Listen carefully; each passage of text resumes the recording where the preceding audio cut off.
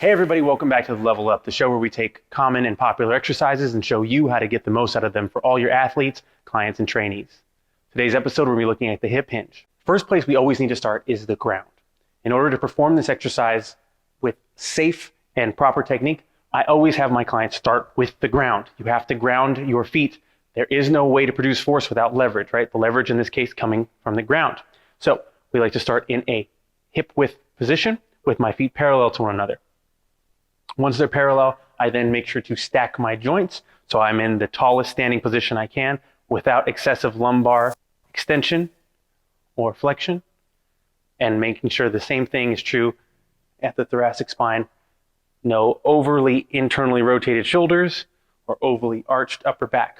So once I have my feet placed, I want to make sure that the majority of my weight is loaded out along the lateral edge of my foot, priming the outside of my leg, gripping my ground with my big toe, pinky toe, and heel, creating a nice grounding experience. In order to maintain a hinge and not allow this movement to then sink into a knee bend or more squatting pattern, we want to maintain a perpendicular shin angle to the ground. As we do so, we're going to engage our hip flexors, pulling ourselves forward as our pelvis rotates over that femur. From here, I'm going to drive my feet in the ground, contract those glutes, and come back up to my tallest standing position. The reason I like to start with the ground is because without a good grounded position, people's hips will shift and everything above begins to fall apart. The next thing we look at, as I said before, is that tallest standing position. This nice, tall, neutral stance allows us to have a baseline to begin from. So if we don't have that tall standing position, we can't be surprised that as we start moving, things fall apart if we don't have a good baseline. Now, I did mention that perpendicular to the ground shin angle. What that means is that as I move, my shin is going to stay 90-degree angle to the ground, with my knees bending subservient to the hip to allow most, if not all, of that torque to be placed through my posterior chain. One way to cue people in order to maintain that perpendicular shin is to use a bench. Feet right under the bench so that my shins are making contact, maintaining that perpendicular angle, and I drive back. I like this kind of bench too, because if I were to violate and let my knees go forward, see, the bench itself is not so stable that it won't give me that feedback. So if I begin to tip the bench here, I know I've violated my shin angle. Now, speaking of shin angle, as we are going through this exercise, especially under loaded positions, we may notice as our strength increases, we're not quite getting that stretch anymore. So one way we can make this exercise a little more difficult and progress it for the more entrained athlete is to adjust that shin angle. So from perpendicular, we can actually emphasize that posterior chain a little more by pushing those shins back off perpendicular, thereby lengthening those hamstrings and deepening the range of motion we work through for that hinge. As we load, we may also see some athletes have enough hamstring range of motion that they kind of run out of room here. So another way to level up this exercise would be to elevate the athlete. We would only elevate an athlete who meets all the prerequisites of safe hamstring range of motion and strength, as well as low back and gluteal strength, stability, and range of motion. So the elevated version looks like this. So as I'm hinging here, because I have that ability to maintain form all the way down, I can now enhance the movement by giving myself more range of motion.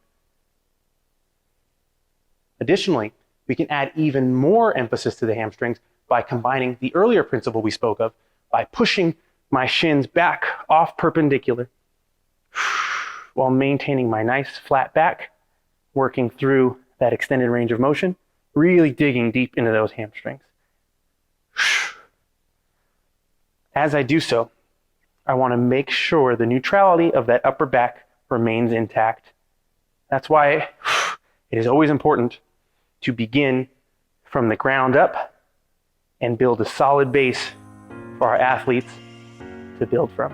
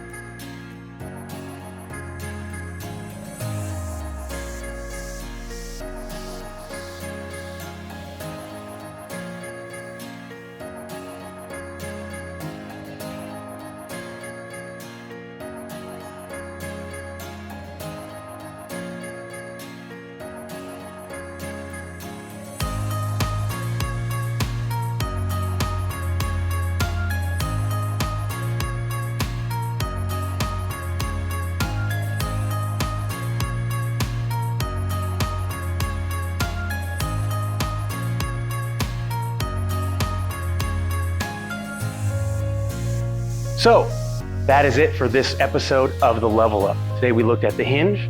Let me know below if you like this, or if there's any exercises or techniques you'd like me to look at next. Be sure to click that like button, subscribe to the channel, hit the bell icon to be notified of our latest posts, and follow us at KIPS Online on Facebook and Instagram. Thank you so much for your time. I've been Coach Ron. See you next time.